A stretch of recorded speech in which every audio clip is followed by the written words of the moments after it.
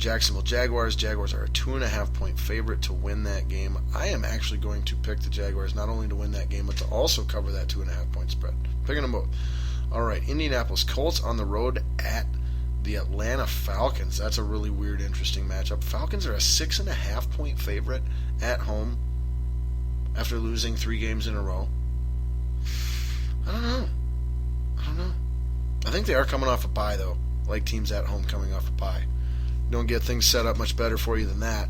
So watch them really. Boy, there you go. Keep an eye on this game. This is one of my star games to watch this week. Keep an eye on the Colts-Falcons game. It's a bizarre game. If the Falcons lose that game, they're not making the playoffs. I mean, Panic City, watch out.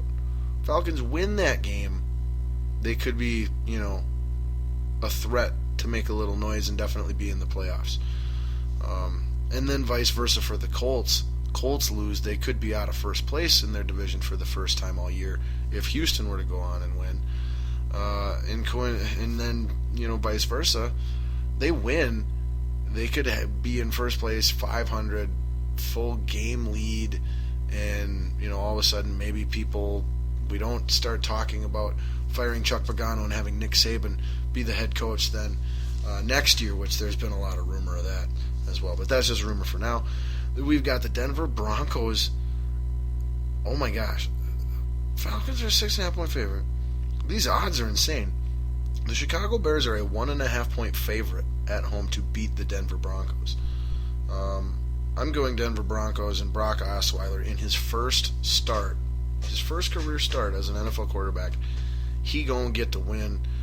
Denver defense is going to prove too much and is going to get that Chicago Bears offense off rhythm, off its game, which it has not been the last several weeks. Bears offense actually last 3 or 4 weeks has been pretty good since Cutler's been back. But the Broncos defense, Wade Phillips, they are going to change that, and I don't know, Broncos points-wise are going to find a way to squeak out enough, whether it be defensive scores, kick return scores, a big run or two, a fluke, touchdown pass or two. Maybe Brock Osweiler actually comes out and looks good. That would be a story there. Then we've got the Cowboys at the Miami Dolphins in a pick'em game. Cowboys a 0.5-point favorite. I am picking the Miami Dolphins. Even though it is Tony Romo's return, I have no idea how healthy he is and how capable he is. So until I see it, at least 1 week, I got to go against it. And the Miami's a very talented team that can play extremely well and can and will beat anyone when they're playing their best. Problem is you never know when they're going to play, anywhere near their best. So I will pick Dolphins at home against a rusty Dallas Cowboys. However, watch out for Dallas. Should they win this game and Tony Romo is fully healthy, who knows? They could make a crazy push yet. Then we got the Raiders at the Detroit Lions. Raiders are a 1.5-point favorite. Yep, they are winning that game on the road and doing it by more than 1.5 points. St. Louis Rams at the Baltimore Ravens. The Ravens are a 1.5-point favorite to win this game. I actually got to go with the Ravens at home. I don't know. No, I think St. Louis is the type of team that gives the Ravens trouble.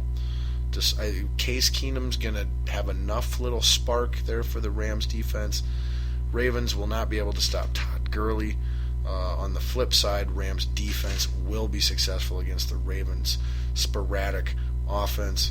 I'm going Rams to win that game there. Jets at Houston Texans. There we go. Texans are a 2.5-point underdog. They got some momentum, and actually their quarterback play with Brian Hoyer, if you look at the statistics, has been fabulous. And Jets are in flux, so I'm going with the home team that's hot over the road team that's not. It rhymes. It's got to be a good plan, right? Then we got the Tampa Bay Bucks at the Philadelphia Eagles. It will be Mark Sanchez starting at quarterback for the Philadelphia Eagles, and they are still a 5.5-point favorite at home for some reason. I'm going with the road team to cover that spread and win that game. Then we got the Washington Redskins at the Carolina Panthers, 7.5-point spread. Boy, the Redskins have been pretty good lately, but they are hit and miss, sporadic.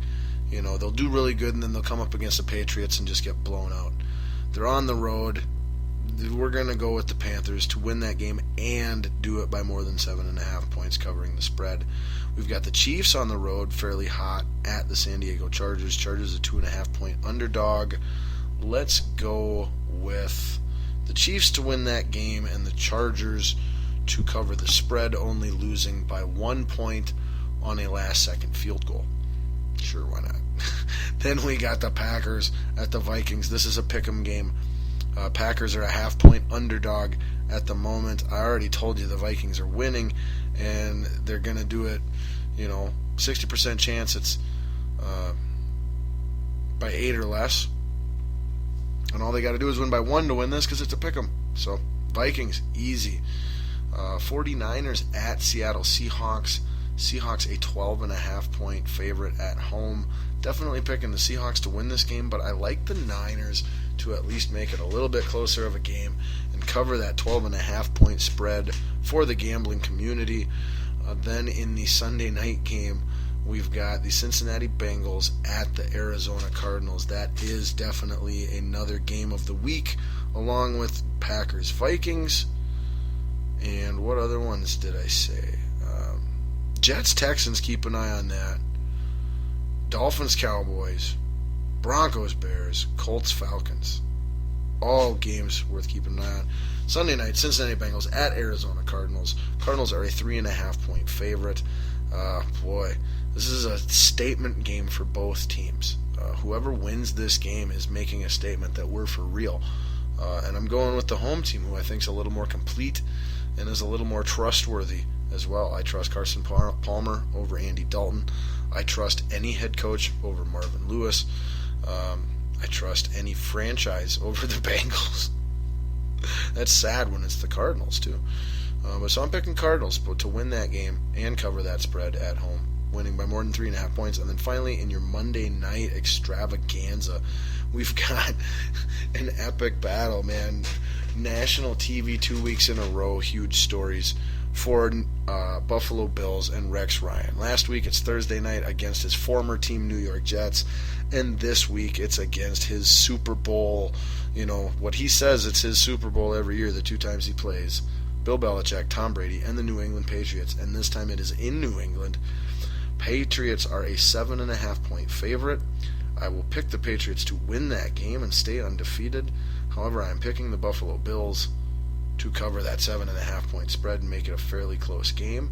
And it would not surprise me one bit if the Buffalo Bills win this football game. I'm not picking them to, but I wouldn't call that a shocker by any means. So there is all your NFL news, whatnot.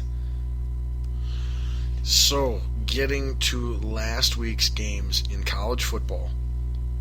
Squeezing in college football fast as we can. Squeezing in WWE. Getting the heck out of here. Gonna be our longest show ever. Again, you're welcome. But, alright. So last week on Friday we had USC over Colorado. Then on Saturday we had Clemson in a very good competitive game, which I predicted it would be. Hangs on to their number 1 ranking, beating Syracuse at Syracuse 37-27. We had the Alabama Crimson Tide, call me Deacon Blues, at Mississippi State. Alabama destroyed them 31-6, and Mississippi State was ranked 17th. They are no longer ranked 17th. Alabama is still ranked number 2.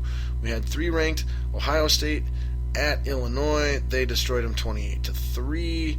Notre Dame stays at 4, easy win over Wake Forest.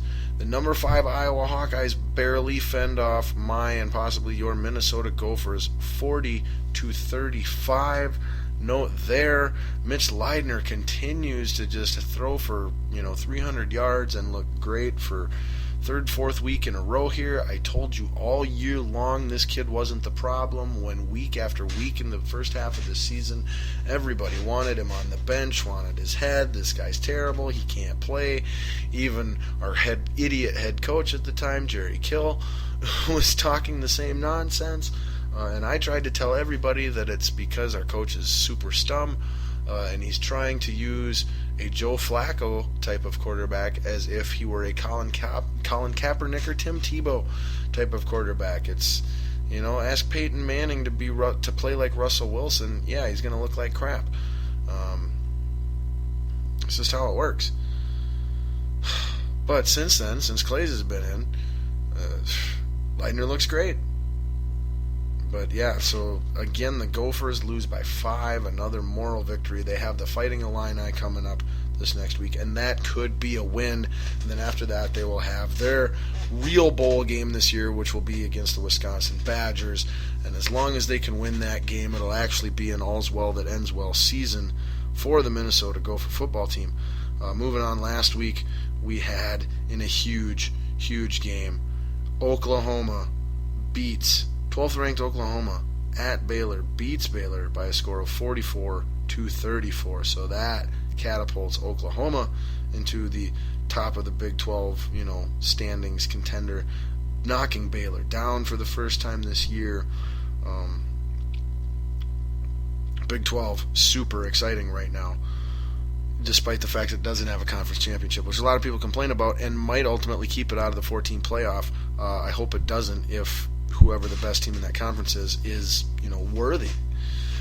Then in a huge upset, we had unranked Oregon beat 7th ranked Stanford at Stanford 38-36. That was one that I pointed out to you guys too, said, hey, keep an eye on this one. You never know what Oregon team's going to show up. 8th ranked Oklahoma State gets past Iowa State University. Watched a bunch of that game. That was a good game, 35-31. Number 9 ranked LSU loses for the second consecutive week, this time at home to the unranked Arkansas Razorbacks, 31-14. Oh boy, LSU just tail spinning, horribly out of control.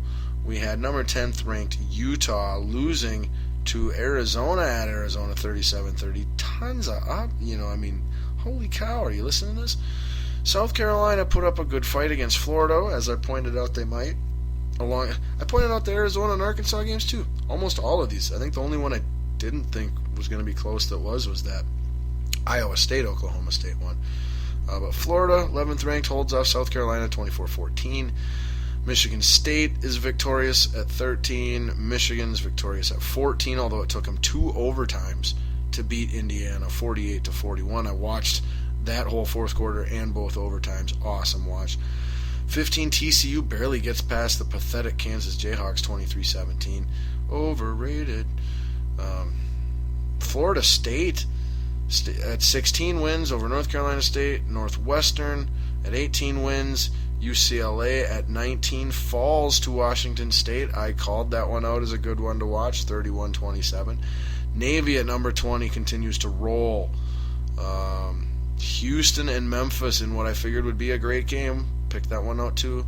21th ranked Memphis loses to 24th ranked Houston in Houston, 35-34. What a finish. And then in a top 25 game I thought would be a blowout, 22 ranked Temple loses at University of Southern Florida, 44-23. Wow. Never in a million years would have guessed that one either. 23rd ranked North Carolina destroys the University of Miami, Florida, 59-21. I called a potential upset on that one as well. I was wrong. All right, so there's last week's games. Now let's go quickly over what we got for this week's games, the best ones to keep an eye on, and what some of my picks are. Don't have much time for comment on which teams are better than which teams or whatever. We're just going to give you your Saturday schedule. All right, we always start out with the 11 o'clock games. We've got 21st ranked Memphis at now unranked Temple. Would be a great opportunity for Temple to get back into the 25 and avenge that loss. Memphis loses, they're definitely out of the top 25. Falling Hard would be 3 weeks in a row, I want to say, they'd have lost. So that could be a very interesting big game at 11 a.m. there.